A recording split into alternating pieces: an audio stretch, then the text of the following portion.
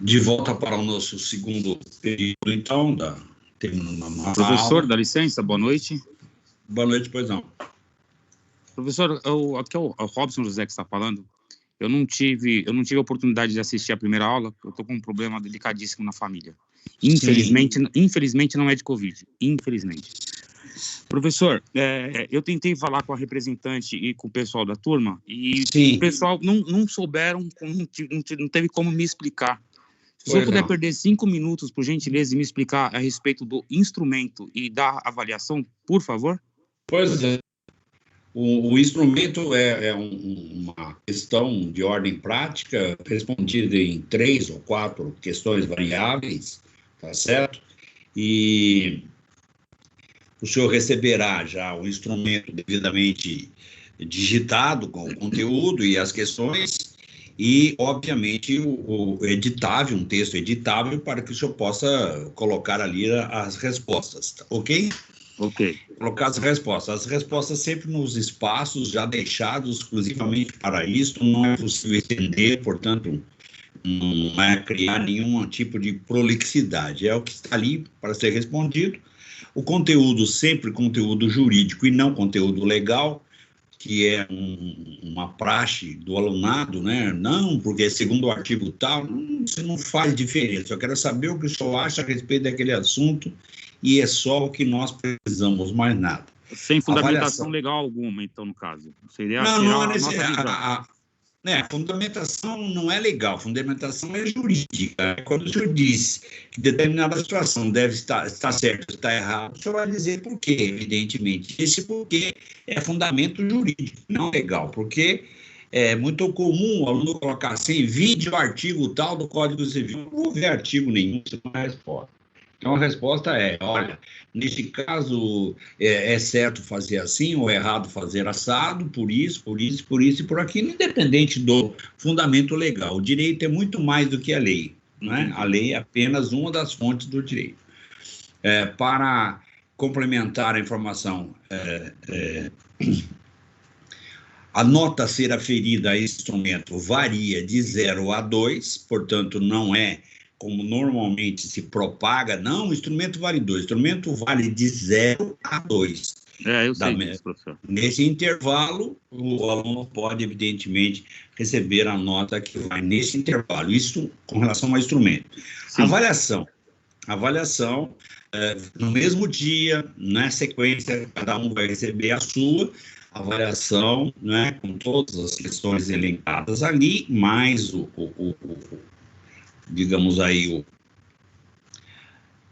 o local para as respostas, né, o gabarito para ser respondido, portanto, também editável, basta apenas fazer lá, assinalar o que foi pedido no gabarito e devolver ambos, tanto o instrumento com as suas respectivas respostas, quanto a avaliação com o seu respectivo gabarito, devem ser devolvidos por inteiro. É um documento, portanto, não pode vir só as respostas e nem só o gabarito.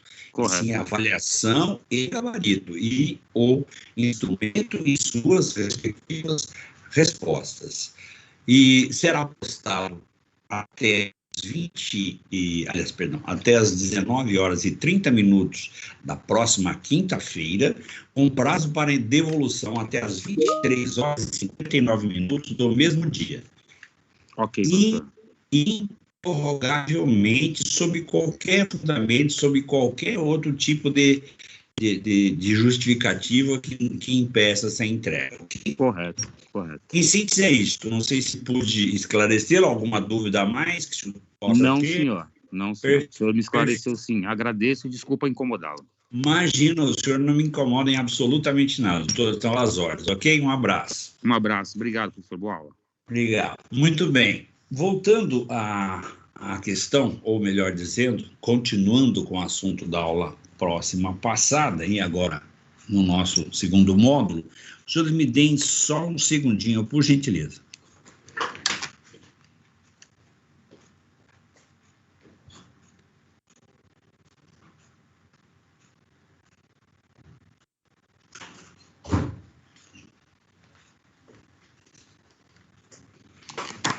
Sem a lupa, tá difícil.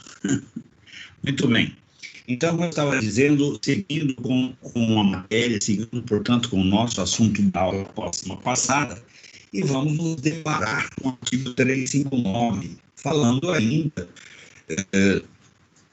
da dação em pagamento. E aqui nós temos o artigo 359 com a seguinte redação.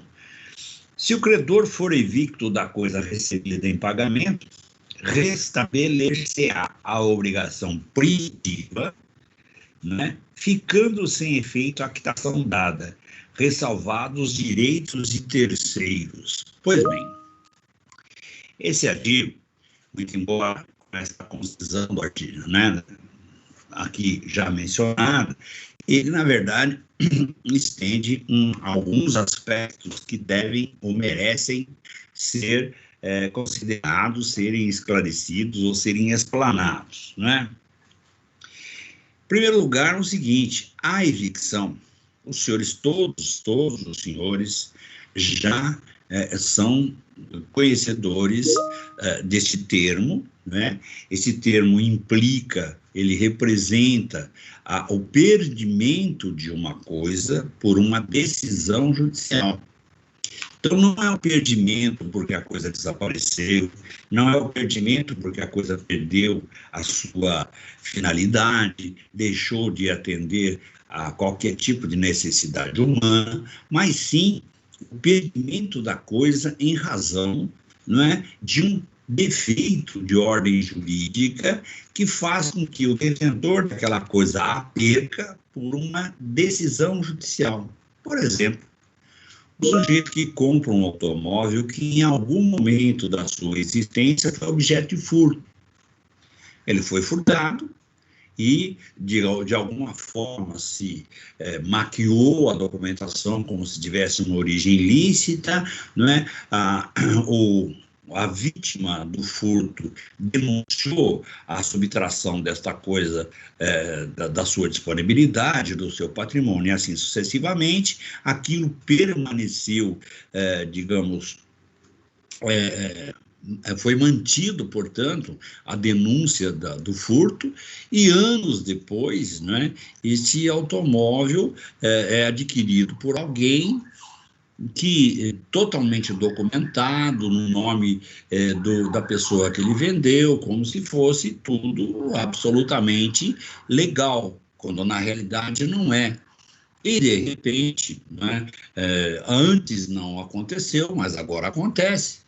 Aquele cidadão que comprou o bem, pagou o preço, né? Foi lá, comprou numa agência, inclusive, recebeu a documentação em seu nome. De repente, se vê às voltas com o Poder Judiciário, com uma apreensão daquele veículo por ordem judicial, porque, evidentemente, em algum momento se descobriu todo aquele tramitar ilícito, não é? No que diz respeito à transmissão do poder incidente sobre a coisa, e isto consagra um princípio fundamental do direito das coisas, que é o direito de sequela, ou seja, o direito do proprietário se estende ou alcança a coisa onde quer que ela seja encontrada em termos patrimoniais, e ela foi encontrada no patrimônio desse adquirente. Resultado, né? A ordem judicial virá e ele, que tem a coisa em seu poder, a perderá, portanto, se tornará evicto, perderá essa coisa em função de uma decisão judicial. É claro, se vão me perguntar, mas ele tem direito de voltar contra aquele que lhe vendeu a coisa? Sem dúvida alguma. Né? O direito do evicto é sagrado, ele tem o direito de se voltar contra aquele que lhe causou o dano, e aquele que lhe causou o dano, se não for ele o autor da façanha, também poderá regressivamente se voltar contra o anterior, e assim sucessivamente, numa regressão até a origem do dano. É claro que alguém aí vai ter um problema mais sério em algum momento, mas essa é a ordem natural e legal desse tipo, jurídica, evidentemente, desse tipo de situação, né? O que interessa para nós neste momento, já uma vez esclarecido o que é ser evicto, então, evicto é aquele que perdeu, né? O evicto é quem perdeu. Evicção é o ato de perder. né? Então, evidentemente, alguém recebe uma coisa em pagamento, alguém deu a outrem uma coisa em pagamento, o credor aceitou essa coisa, deu obrigação por quitada, deu obrigação por paga, deu obrigação por cumprida, o que é natural nesse tipo de situação aqui explicitada, e tempos depois, aquele credor se vê privado da coisa que antes ele recebeu em pagamento. Portanto, ele se torna evicto. Então, aquela quitação, aquela extinção da obrigação fornecida por ele anteriormente, perde desde logo a eficácia, deixa de ser eficaz. E o que acontece? A obrigação ressurge, a obrigação volta à sua situação originária, né? Tá certo? Volta à situação originária. E aí a lei civil estabelece um critério para que isto ocorra. Ressalvados os direitos de terceiros. O que é isto, na verdade? Né? Que direitos de terceiros poderiam haver neste caso? Ora, imagine, só por hipótese, né, que nós tenhamos aí uma obrigação, né, de pagar, e nesta obrigação de pagar, além do devedor, nós temos também um fiador. O fiador é terceiro em relação à dívida, né? E quando o credor optou, aceitou, concordou em receber do devedor coisa diversa da que lhe era devida, portanto, operar a dação em pagamento, alguém se esqueceu de convocar o ilustre fiador e expor a ele o que estava acontecendo e exigir que ele anua, que ele concorde com isso. E os senhores, por que o fiador, sendo o terceiro, ele tende a anuir? Ele, não é necessário que ele anua aqui, é necessário que se use isso como condição, porque se porventura houver futuramente uma evicção, e se o fiador não participou da dação em pagamento, se ele não emprestou a sua concordância, a dívida está extinta em relação a ele. Por quê? Porque a dívida primeira foi extinta, ela ressurgirá e não alcançará terceiros. Portanto, ele que é fiador, que era terceiro, se ele não participou da ação em pagamento, no momento exato em que a dívida ressurgir, os direitos dele estarão ressalvados, ele não voltará mais a ser fiador, porque ele não participou. Agora, se ele participar, se ele anuir, se ele participar da dação em pagamento, se amanhã ou depois houver evicção, a dívida volta, não é, a existir da mesma maneira que ela era antes de se extinguir em razão da dação em pagamento. E, portanto, ele volta a ser fiador da mesma maneira que antes era. Portanto, não é prejuízo, não é vantagem, não é nada, é apenas e tão somente uma ressalva do direito de terceiro. Porque o ato praticado entre A e B não alcança as demais pessoas, em qualquer que seja a posição que elas estejam juridicamente falando. Então, é muito importante que nós observemos esses princípios, não é? Diriam os senhores, ora, mas eu tenho que ter essa informação guardada? Sim, amanhã ou depois os senhores estão patrocinando os interesses, por exemplo, de um credor que consulta os senhores e diz, olha, eu tenho uma dívida, aliás, eu sou credor de uma dívida em relação a fulano, esse fulano ele foi afiançado ou foi avalizado por fulano de tal, não é? O aval, a fiança são garantias são sempre acessórios, onde vai o principal, junto vai o acessório. Então, o que acontece? Diz assim, olha, o devedor está sugerindo, está propondo, está me ofertando, digamos, um imóvel no valor correspondente à dívida, né? E eu estou contratando o senhor, enquanto profissional, para me assessorar nessa tratativa, né? Para que a coisa, evidentemente, se desenvolva adequadamente. E os senhores, então, deverão dizer a ele desde logo, falar, né? A primeira coisa que nós precisamos fazer é dizer ao devedor de que a dação em pagamento está condicionada, não é? digamos, está ligada à possibilidade do fiador ou do avalista, dependendo das circunstâncias, do garantidor, em participar dessa negociação, em participar efetivamente dando o seu conhecimento, dando a sua anuência. Diz assim, por quê? Porque amanhã ou depois, se houver algum revés, se esta coisa tiver algum defeito que inicialmente não foi possível detectar, e amanhã esteja oculto, enfim, vá aparecer tempos depois, se porventura aquele pagamento que se aceitou se tornar inócuo, se tornar sem efeito, por um vício ou defeito, em termos de evicção, né, nós traremos de volta a dívida na sua integridade, com fiador e tudo. E os senhores, puxa, é meio complicado. Complicado mais será se a dívida for uma dívida de R$1 milhão, por exemplo, né, e garantida por um fiador, e amanhã depois não tem o devedor condições de pagar. A gente poderia ir buscar o fiador, mas não podemos mais, porque ele não participou da dação em pagamento, e a dívida originária, ao ser extinta em razão da dação em pagamento, extinguiu também o acessório, que era a fiança.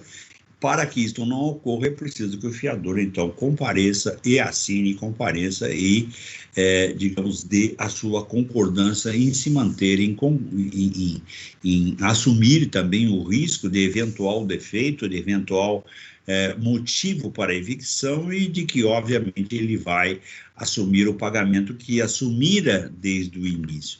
Então, vejam, senhores, que nada é desprezível, nem tampouco nós podemos abrir mão, à medida que isso representa efetivo prejuízo em vários dos casos. Aí vem o aluno e diz assim, bom, se eu tiver dúvida, quando você tiver dúvidas, né, que possam, digamos, causar, que possam trazer um malefício futuro, o que você faz? Você se acautela. Você não tem certeza, né? Pode dizer assim, aqui eu não tenho certeza se o fiador participa, se ele não participa. Se ele não participar, o que acontece? Né? Então, vou fazer o seguinte, pelo sim, pelo não, eu chamo o fiador aqui, ele participa. Se não acontecer nada de extraordinário, certo? Ele está livre.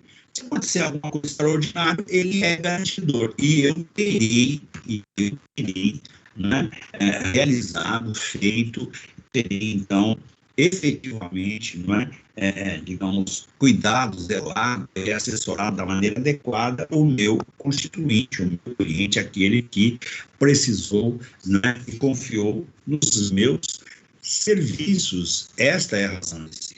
Isso não serve só para essa questão, isso serve para todas as questões em direito que a gente, pelo sim, pelo não, a não ser uma coisa assim, teratológica, uma coisa totalmente despropositada, mas uma coisa que paira dúvida, ou que possa no futuro trazer à baila uma discussão, nós fazemos o quê? Nós temos a obrigação de evitar discussão futura, Então, os senhores ficam aí já com a informação de que a vida profissional, ela apresenta a faceta, nós não somos, evidentemente, o detentor de todas as informações possíveis, de toda a razão possível, então, em algum momento, a gente vai ter de escolher, ou ter razão, deixar de ter razão, ou ser feliz, ou se dar bem, ou ter sucesso. E é melhor ter sucesso do que, muitas vezes, ter só a razão.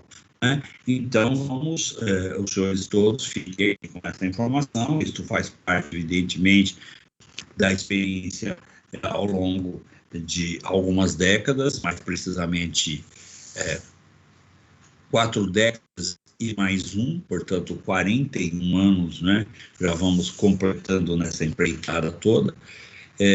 Não aprendemos tudo e não conseguimos, e certamente ninguém o fará, ninguém conseguirá, mas ao longo do caminho vamos amealhando cautela, maneira de fazer as coisas com cautela, de proteger ou tentar proteger o mais possível o direito de outro. Pois bem, então esta é a famosa dação em pagamento. Só para arrematarmos ainda essa expressão direito de terceiros, em todos os aspectos que os senhores quiserem analisar ou puderem analisar, o direito de terceiro sempre é ressalvado, ou seja, um ato praticado entre uma pessoa e outra pessoa jamais será capaz de interferir no direito ou gerar uma obrigação para terceiro, para aqueles que não participam de maneira direta ou indireta do negócio jurídico originário da relação obrigacional ou da obrigação geradora do direito. Pois bem, na sequência, nós vamos nos deparar com mais um modo excepcional, portanto não convencional, portanto não comum, né, de extinção da obrigação, através de algo chamado novação. É uma palavra só, não é nova ação, é uma palavra só, novação, ato de inovar, né? É o ato de criar uma obrigação com o intuito, com a vontade de excluir outra obrigação pré-existente. Então, entre A e B existe uma obrigação e eles resolvem com um acordo se juntarem, estabelecerem uma nova obrigação para substituir aquela antes existente, né? E todas as vezes que eu falo deste assunto da inovação, eu me lembro que numa determinada época eu perguntei num desses instrumentos, não é? Fiz lá uma explanação a respeito de uma situação que se caracterizava a inovação e perguntei se naquele caso efetivamente se caracterizava uma inovação e por quê.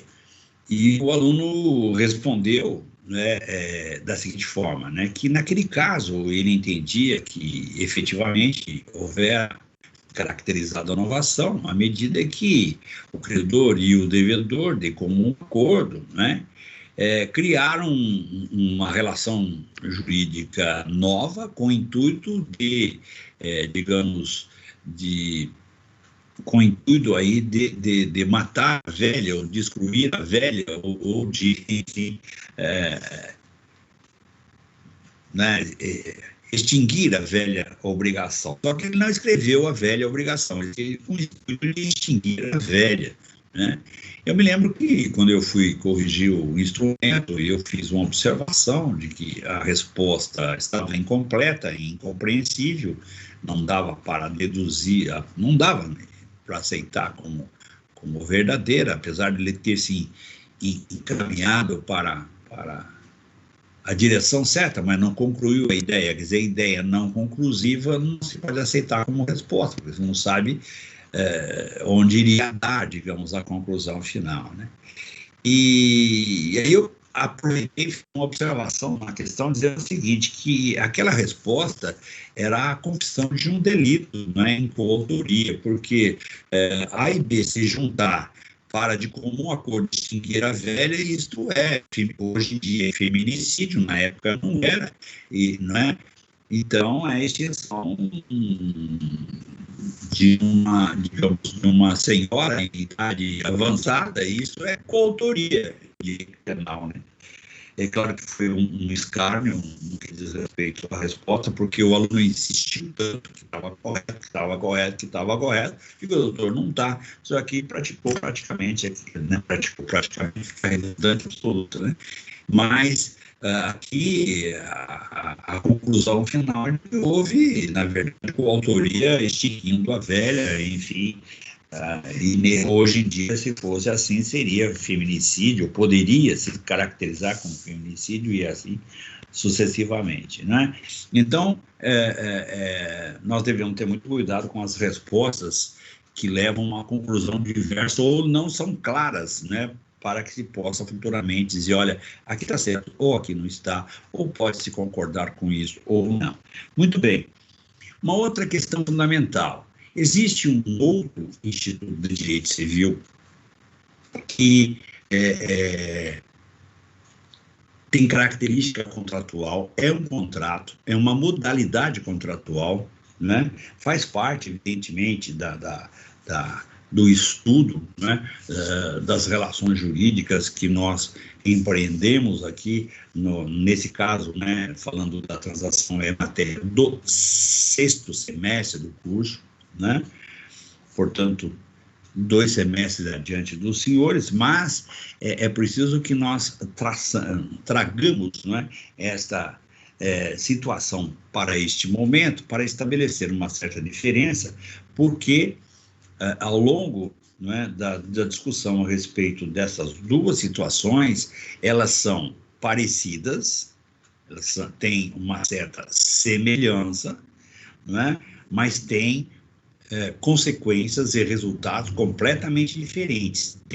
São nominadas diferentemente e produzem consequências diferentes, mas são parecidas. E, vez por outra, né, alguém acaba nominando as situações de forma diversa, né, uma como sendo a outra e vice-versa, né?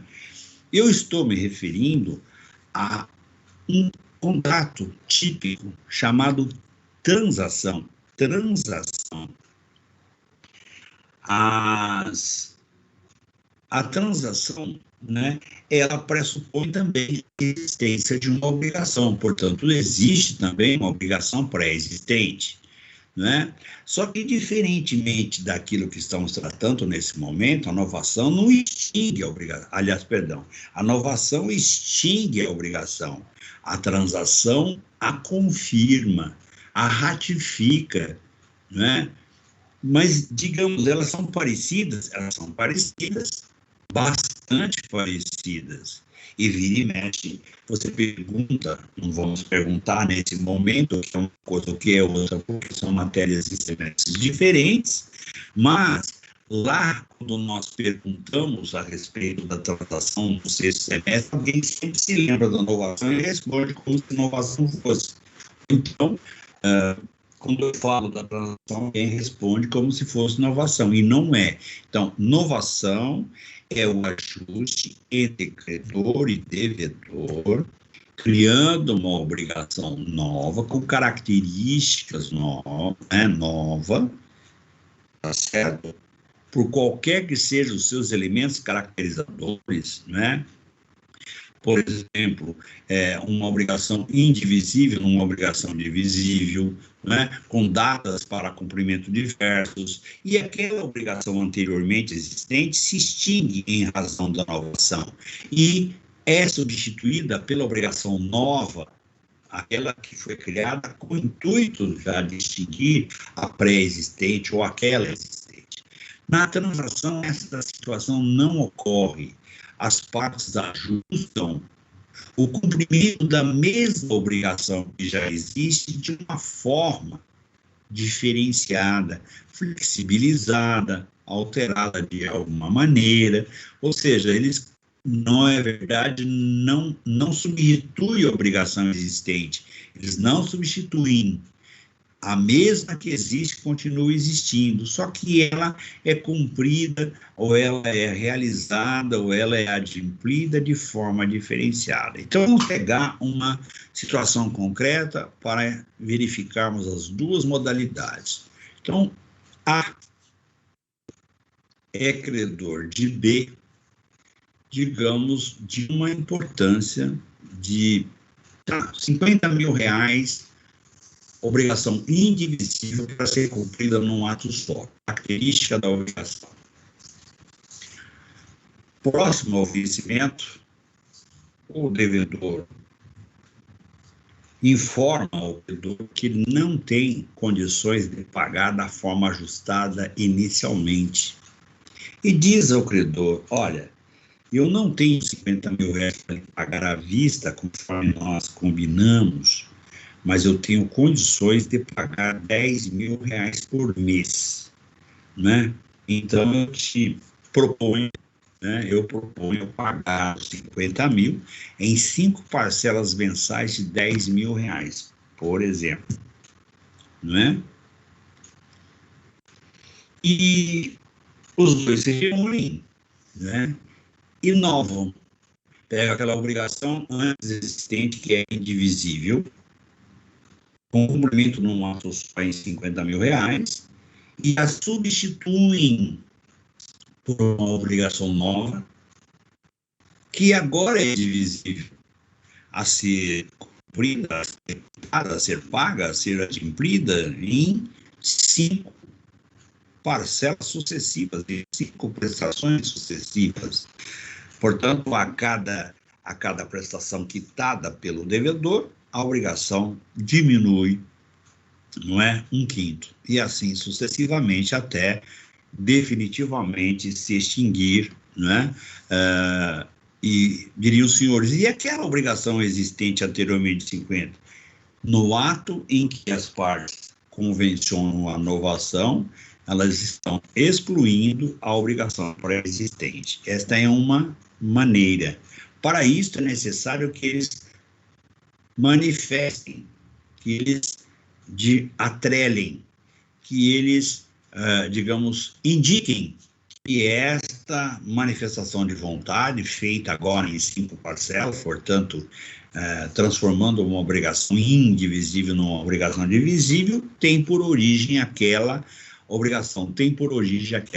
obrigação antes existente, e que eles estão nesse ato extinguindo, e aí, nesse caso, o credor dá a quitação daquela obrigação que está extinta e, obviamente, recebe esta em substituição. Isto é novação.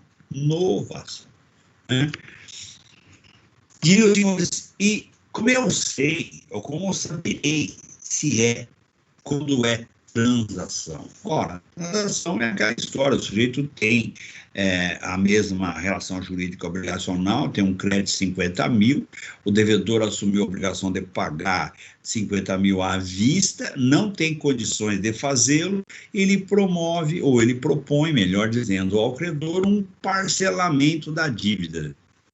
A própria maneira de se expressar já indica que não é uma obrigação nova que vai ser tratada, e sim aquela mesma existente que antes era indivisível também, agora se tornou divisível, ou seja, teve o seu cumprimento flexibilizado.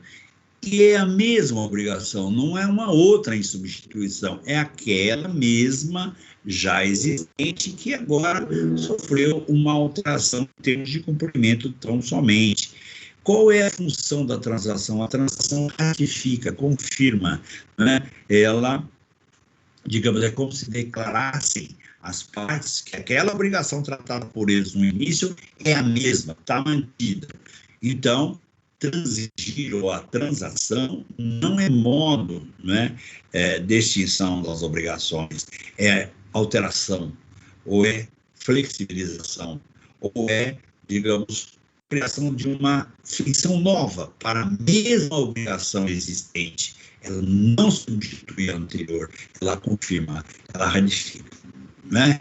E os senhores, como é que eu descubro isso na prática? Certamente os senhores já se depararam em algum momento, já ouviram, inclusive, isso até no noticiário, de que a prefeitura do município, por exemplo, de Guarulhos, né, observando um grande número, uma grande quantidade de débitos em aberto, de IPTU, que os contribuintes não conseguiram pagar, eles resolvem, então, digamos, propagar, criar um decreto, criar uma norma, permitindo que haja um parcelamento desses débitos, não é?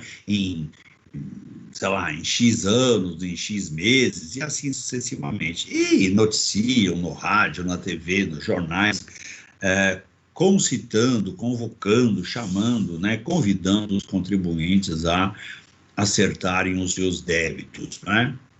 Se os senhores tiverem acesso, se os senhores, amanhã ou depois, conseguirem ter acesso a um documento que é celebrado entre a municipalidade e o contribuinte, os senhores verão claramente que aquilo é uma transação. Primeiro, porque os senhores não são obrigados a saber, evidentemente, ainda não é o momento oportuno para isso, mas fica aqui desde logo a informação, né?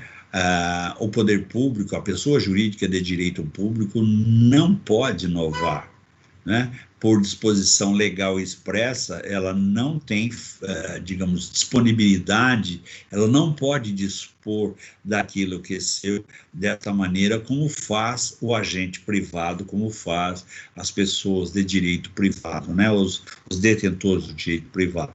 Então, a municipalidade, ela não pode inovar, né?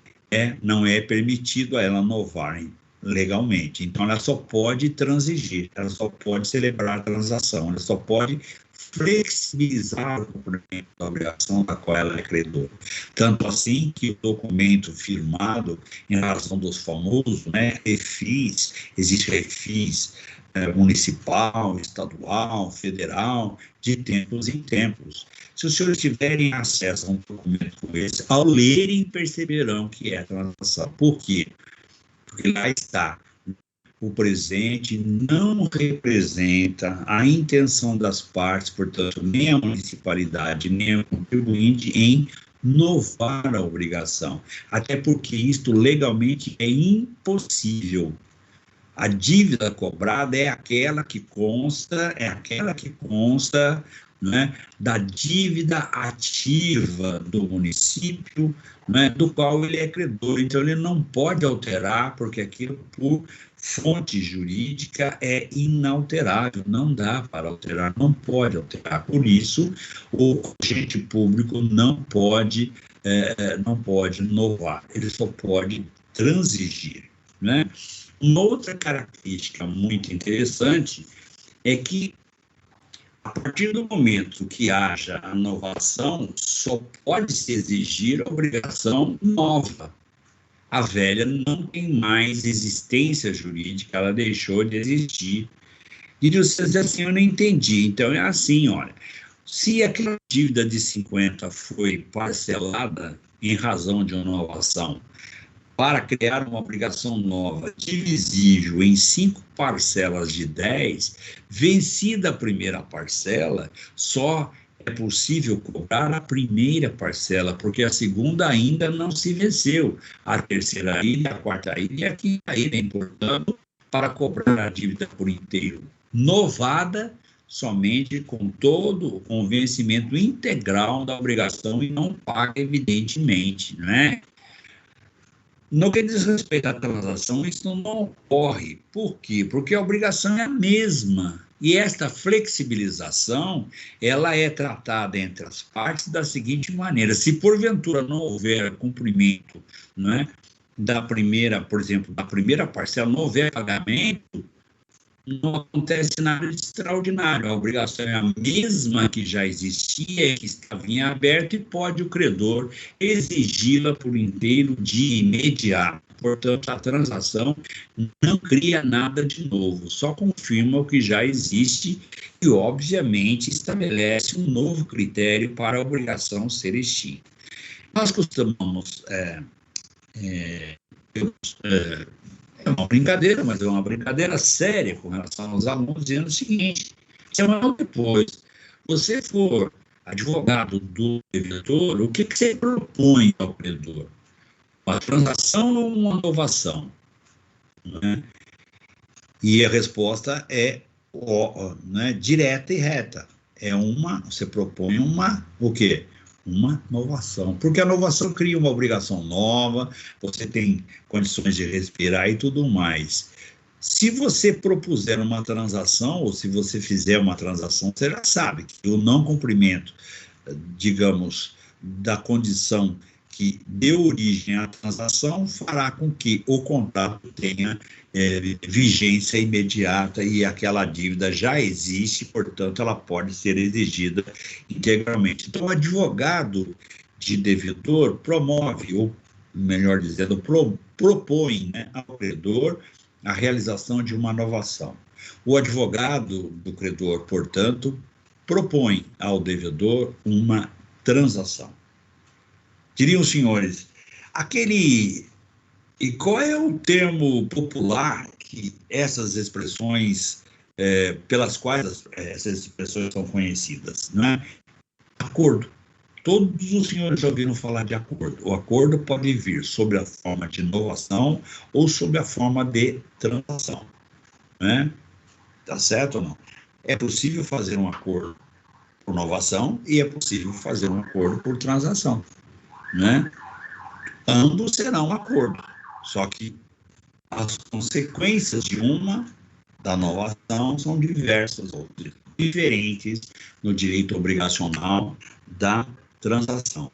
A transação é contrato, melhor dizendo, e a inovação é modo excepcional de extinção das obrigações, né?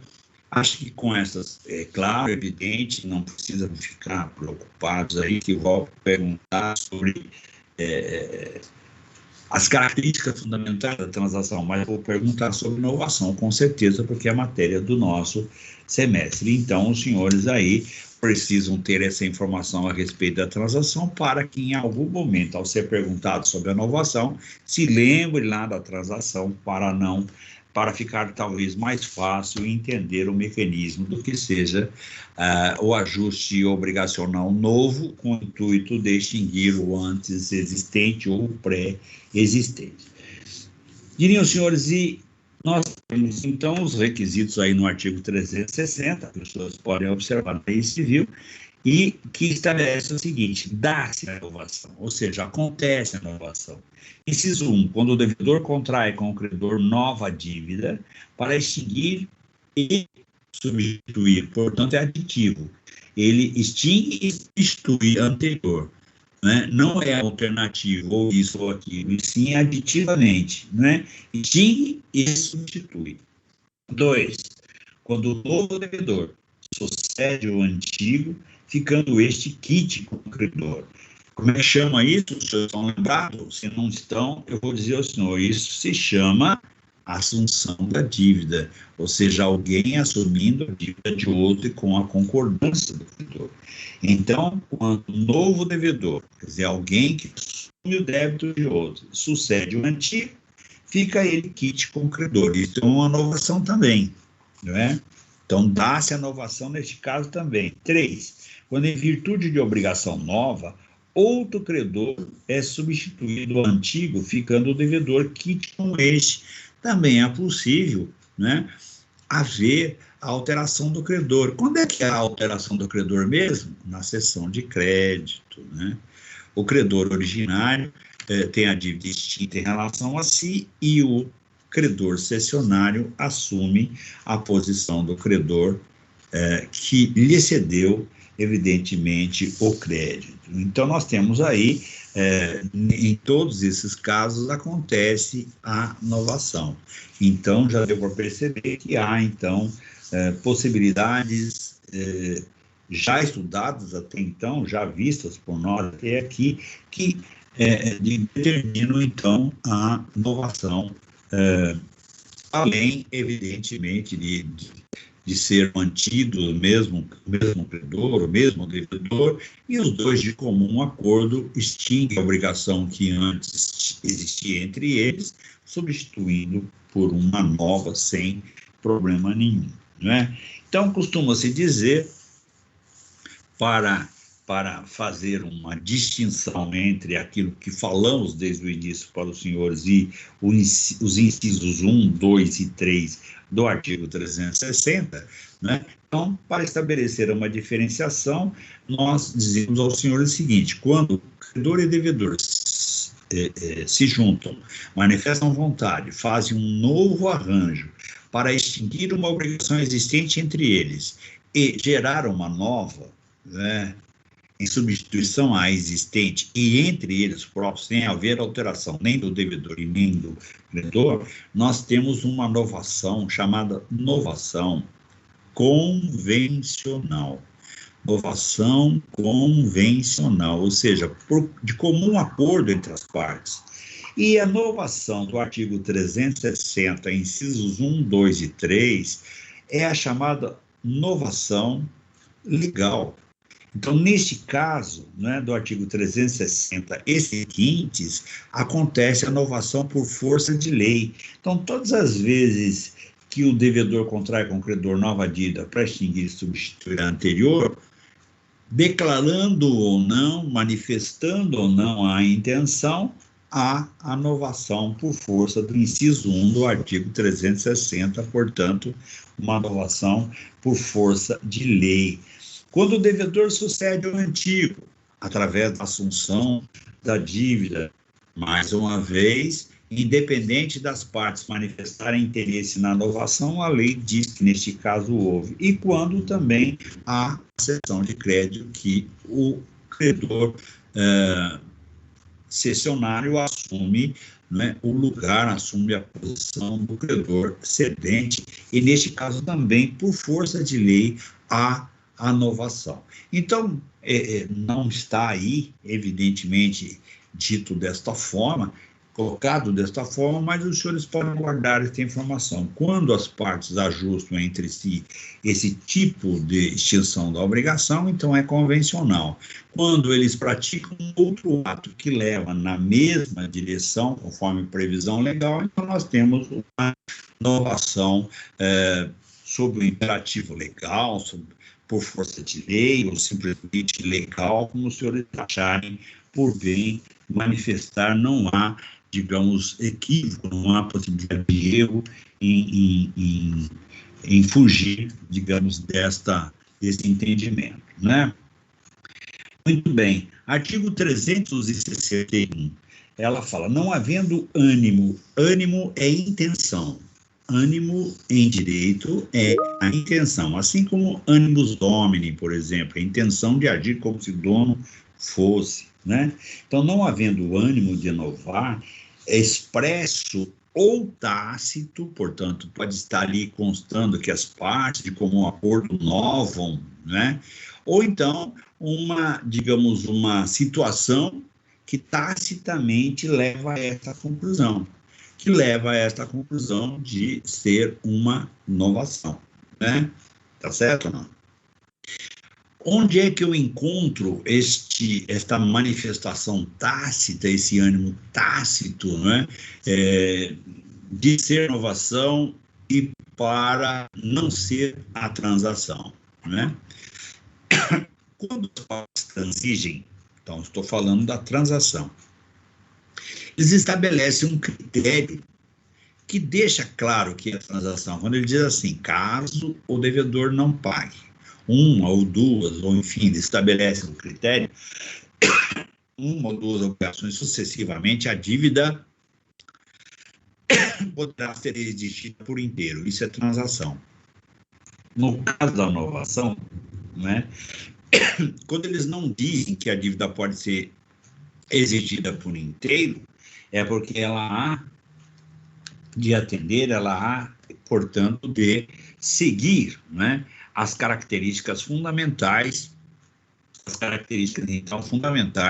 daquele trato que eles estão fazendo para extinguir a obrigação antes existente, e não estão falando na exigência ou em voltar a estaca zero e exigir a obrigação, né? Então, essa é a questão do artigo 361 e já foi objeto da nossa discussão a respeito da diferenciação, né? Depois, no artigo 362, a novação por substituição do devedor pode ser efetuada independentemente do consentimento deste, né? E assim, mas existe essa possibilidade? Existe. Por exemplo, alguém que adquire o direito de outrem e que está sujeito à condição. Assim, eu não entendi nada dessa conversa esquisita. Vou imaginar o seguinte, um exemplo. O A pretendia vender um imóvel de sua propriedade por um determinado valor, fosse ele qual for, seja ele qual venha a ser. Ele não encontrou alguém que lhe pagasse da maneira como ele gostaria que fosse, à vista. Mas apareceu alguém que diz, olha, eu me interessei pelo imóvel, ele me interessa, e o preço também me interessa, mas eu posso pagar, digamos, da seguinte forma, metade à vista e metade em 5 parcelas. Ora, vai dar origem, esse negócio é possível? Sim. Ele é lícito? Sim. É possível realizá-lo? Sim. É uma compra e venda? Não. Compra e venda não é? Não, não é, porque compra e venda pressupõe pagamento do preço integralmente no ato, toma lá da cá. Então, compra e venda não é. Então, o que seria? Seria um compromisso de compra e venda, portanto, um ajuste negocial sujeito a uma condição suspensiva. Por quê? Quando é que o vendedor deixará de ser o dono do imóvel? Quando ele receber o preço. Quando é que o comprador será o dono do imóvel? Quando ele pagar o preço. Enquanto isso não acontecer, né, eles têm entre si um negócio jurídico, né, chamado negócio jurídico com direito a ser diferido, ou seja, a ser adquirido ao longo do tempo, tá certo ou não? Mas, inegavelmente, a partir do momento que o compromitente ou o compromissário comprador ou o promitente comprador, que é o que importa, aí não faz diferença, é só o comprador que faz a diferença. Então, vamos imaginar, cada parcela que ele paga, ele adquirir uma fatia do direito. Então, digamos que são 5 parcelas, então ele já adquiriu uma metade, e agora ele vai, né, da outra metade, ele vai, evidentemente, adquirindo. A cada parcela que ele paga, ele adquire mais uma fatia do direito até se completar a aquisição. Vamos imaginar que, ao longo do tempo, né, ele diz assim, fiz esse negócio, né, prometi comprar esse imóvel, mas eu não estou gostando daqui, eu vou dispor desse bem. Ele pode, sim. Encontra alguém e diz, olha, eu te pago o que você pagou nele, um pouco mais, sei lá o quê, e assumo o restante da dívida. Isso não depende, a não ser que exista uma disposição contratual que iniba esse tipo de comportamento, que pode ser, inclusive, se discutir judicialmente, porque não é possível fazer essa vedação essa eficácia toda. Então, o que vai acontecer? Quem é efetivamente agora, né, o devedor? É aquele que adquire os direitos do promitente comprador. Ele ficou com os direitos do promitente comprador e ficou também com a obrigação. Portanto, ele é o novo devedor da obrigação. Como é que a gente resolve isso? O promitente comprador dá notícia ao promitente vendedor de que cedeu e transferiu os seus direitos, enviando a ele, inclusive, o título que dá origem a esse negócio jurídico pronto. Então, isso é considerado também, como os senhores podem observar no artigo 362, né, quando ele diz que a inovação por substituição do devedor pode ser efetuada independentemente de consentimento deles. Independentemente de consentimento deles. Então, basta apenas o quê? Informar. Por que informar, diriam os senhores? Ora, todas as vezes que alguém assume a obrigação que não é sua, né, e se torna um novo devedor, ele se apresente ao credor, para que o credor saiba efetivamente com quem está tratando. Afinal, a relação jurídica obrigacional, ela é de direito pessoal. Direito pessoal é aquele direito no qual, nas relações que dão origem, se leva em consideração fundamental o perfil, não é, as características das pessoas que estabelecem entre si tal tipo de relação. Né? É muito importante em direito que nós tenhamos o alcance. Muitas vezes nós mencionamos isto, não é? E os estudantes, os alunos, isso, né? Nós também fizemos isso um dia, é um privilégio só dos senhores, torcemos o nariz, mas é muita informação, eu não consigo guardar tudo isso. Né? Se eu consigo, os senhores também conseguem. E com o passar do tempo, os senhores verão que estas informações que parecem ser desprezíveis são fundamentais. Só exerce bem o direito, só, digamos, faz com que o direito seja exercido da maneira adequada aquele que detém as informações que são inerentes a ele. Para nós exercermos bem o direito, é preciso, antes de tudo, que nós o conheçamos na sua digamos, na sua dimensão possível, não é? A terminologia, as características fundamentais de cada ramo do direito. Então, quando a gente questiona para os senhores que direito das obrigações é direito pessoal, tem razão de ser. Quando nós estudamos direitos reais, né, lá no 3º semestre, tem razão de ser. Então, as expressões não são desprezíveis, não é só, como se diz, uma perfumaria, né, um enchimento de linguiça para usar uma terminologia popular, mas sim informações que têm toda a pertinência e fará com que nós, em algum momento, nos livremos ou exerçamos de maneira adequada o direito, não é?